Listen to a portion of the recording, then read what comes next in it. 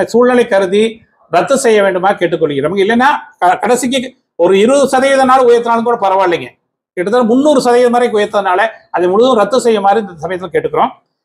தொழிலாளர் அதே பாருங்க, தொழிலாளர் உடல் நலன் கருதிங்க, தொழில்துறை நலன் கருதி மதுக்கடைகள் நேரத்தை குறைக்கணும்னு கேட்டுக்கிறாங்க. மாலை நேரங்கள் மட்டும் கடைகள் தேர்ந்து குறிப்பிட்ட நேரம். என்னன்னா மது விலக்கு வேணும்னு சொல்லி மதுவே வேண்டாம்னு சொல்லி எல்லாம் நம்ம போராடிட்டு இருக்கிற காலத்துல உடனடியாக அரசுக்கு 50,000 கோடி ரூபாய் பார்க்க கிட்டத்தட்ட வருஷம் வருவாய் கொடுக்கறது மதுக்கடைகளா இருக்கிறதுனால நாங்க இது தொழில்துறை சார்பா நாங்க எங்களோட வேண்டுகோள் என்னன்னா, இன்னைக்கு அதாவது ஒவ்வொரு தொழிலாளர்கள் பாத்தீங்கன்னா கடந்த காலங்கள்ல 6 மணி நேரம் 7 மணி நேரம் ஸ்டெமினாவோட வேலை செஞ்சுட்டு இருந்தாங்க. இன்னைக்கு பாத்தீங்கன்னா நிறைய தொழிலாளர்களோட அவரோட உடல்நிலை ரொம்ப பாதிக்கப்பட்டிருக்குங்க.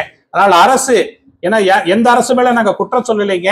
ஏன்னா மற்ற மாநிலங்கள், நிறைய மாநிலங்கள்ல மதுகளை முற்றமா கடையை நடத்தக்கூடாதுன்னு சொல்லி சட்டத்தை இருக்கிறப்போ நம்ம மாநிலத்துல, ஏன்னா இது தொழில் மாநிலம்ங்க, மிகப்பெரிய தொழில் வளர்ச்சியுள்ள மாநிலம். அந்த மாநிலத்தோட தொழிலாளர்கள் நலன் கருதிங்க கிட்டத்தட்ட நாங்க 8-9 லட்சம் தொழிலாளர்கள் வட மாநிலத்திலிருந்து நாங்க கூட்டிட்டு வந்து இங்க தொழில் செய்ய வேண்டிய அவலநிலை ஏற்பட்டு இருக்கு.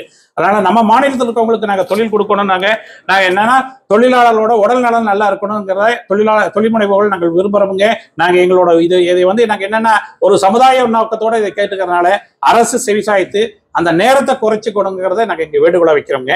அடுத்தது, தற்போது தமிழக அரசால் வழங்கக்கூடிய நீட்ஸுங்க, முதல் தலைவர் அண்ணல் அம்பேத்கர் திட்டத்தில் கொடுத்துட்டு இருக்காங்க. இது அவங்களுக்கு SC/ST பிரிவுல கொடுத்துருக்கிறதுனால பொதுவான பிரிவில் ஏற்கனவே இருக்க மற்ற பிரிவினர்களுக்கும் இதை முன்னெடுக்கணுங்கிறத நாங்கள் இந்த இடத்துல கேட்டுக்கிறோம். அதே மாதிரி சிறு குறு நடுத்தர தொழில் முனைவோர்கள் நலவாரியம்ங்க, இது இந்த நலவாரிய சிறு குறு தான் அதை பற்றி எங்களோட கோரிக்கைகளை நேரடியாக கேட்கவும் எல்லாத்துக்கும் அந்த வாய்ப்புகள் கிடைக்கிறதுனால நலவாரியம் அமைக்கணும் கேட்டுக்கிறோம். அதே மாதிரி தமிழக அரசு அதிக வேலைக்கு இறங்கி MSI துணிக்கு பட்ஜெட் போடுறாங்க. பட்ஜெட் போடையில குறு சிறுக்கு, மைக்ரோ இண்டஸ்ட்ரீஸ்க்கும் ஸ்மால் இண்டஸ்ட்ரீஸ்க்கும் தனியா இல்லைங்க. பொது பட்ஜெட்ல எல்லாத்துக்கும் அதாவது 250 கோடி ரூபாய் வரைக்கும் இருக்கக்கூடிய அனைவரையும் ஒரே கேட்டகரியில கொண்டு வர்றாங்க. அதனால 1 கோடி 50 லட்சம், அதே மாதிரி 10 லட்சம் 20 லட்சம் ரூபாய் டேர்ன் ஓவர் பண்றக்கூடியவங்களுக்கு மட்டும் தனியா ஒரு பட்ஜெட்டை போட்டு அவங்களுக்கு என்ன வேணுமோ, ஏற்கனவே இருக்கவங்களுக்கு என்ன செய்யணுங்கிறதையே கேட்டு செய்யணுங்கிறத நாங்க இந்த இடத்துல கேட்டுக்கிறோம்ங்க. இதெல்லாம் எங்களோட நீண்டகால கோரிக்கைங்க.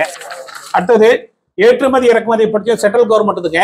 ஏற்றுமதி இறக்குமதி பொறுத்தவரை பாத்தீங்கன்னா அதாவது மைக்ரோ இண்டஸ்ட்ரீஸ்க்கும் ஸ்மால் இண்டஸ்ட்ரீஸ்க்கும் பாதிக்கக்கூடிய வகையில தான் இருக்கு. எல்லாமே கார்பரேட்டுக்கு சாதகமா இருக்கனால, உதாரணத்துக்கு எடுத்துட்டீங்கன்னா எங்களோட பருத்தியை இறக்குமதி பண்றதுக்கு கிட்டத்தட்ட 11% வரி போடுறாங்க.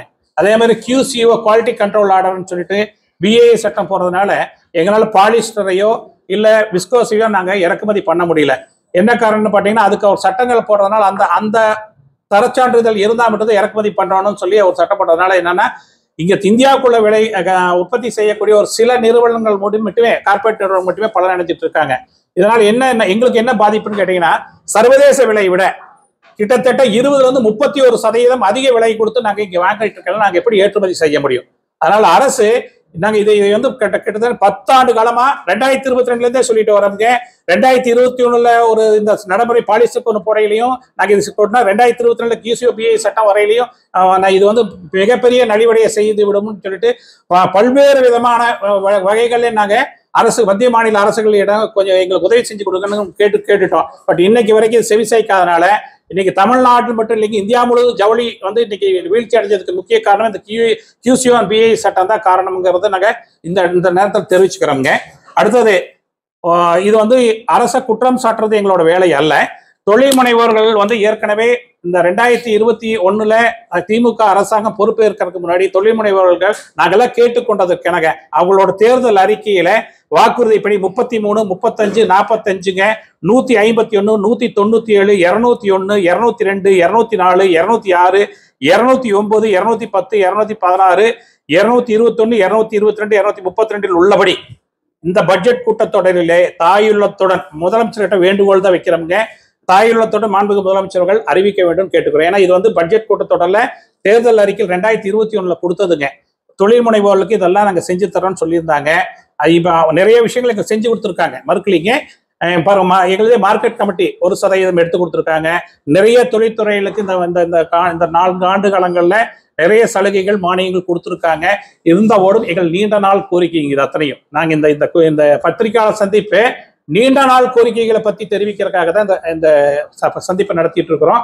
அரசு கிட்ட நாங்க தொடர்ந்து வேண்டுகோள் விடுக்கிறோம். இந்த நீண்ட நாள் கோரிக்கைகளை பத்தி தான் இப்ப இந்த நேரத்தில் தெரிவிக்கிறோம்ங்க. அதனால் அரசு தாயுள்ளத்துடன் மாநில அரசு இந்த